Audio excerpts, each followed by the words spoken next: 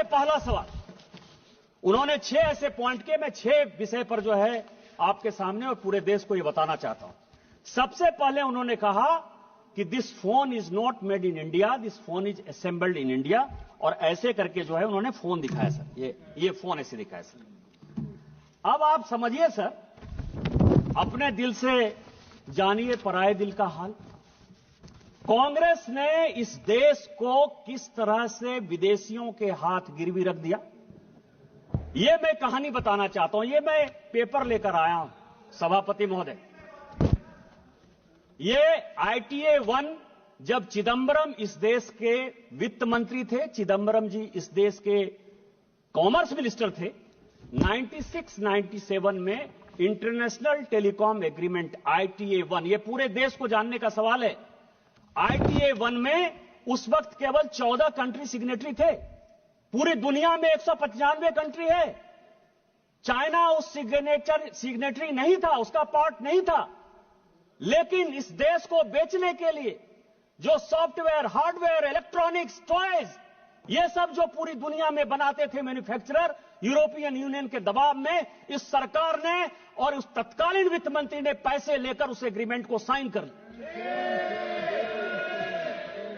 और क्या साइन कर लिया ITA 1? कहा कि कोई भी कंपोनेंट आप लेकर आ जाओ, कोई भी कंपोनेंट हार्डवेयर का, इलेक्ट्रॉनिक का, टॉय का, कोई भी लेकर आ जाओ, 0% ड्यूटी लगेगी, 0% ड्यूटी।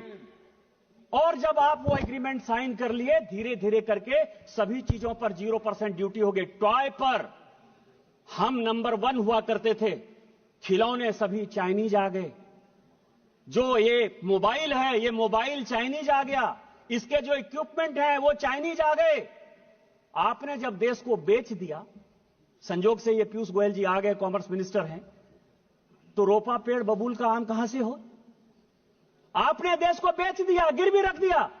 2014 के बाद जब इस देश में माननीय प्रधानमंत्री बने, उन्होंने कहा मेक इन इंडिया को आगे करेंगे, हमारे देश में मैन्युफैक्चरिंग सेक्टर आगे जाएगा।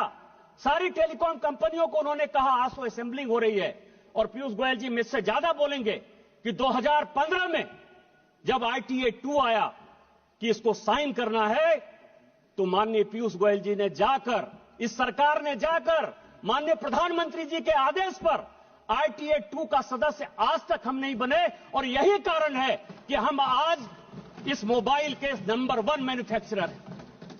आप ऑथेंटिकेट करो, आप AI की बात कर रहे हो, आप प्रधानमंत्री को मैन्युफैक्चरिंग समझा रहे हो, प्रोडक्शन समझा रहे हो, कंज्यूमर समझा रहे हो।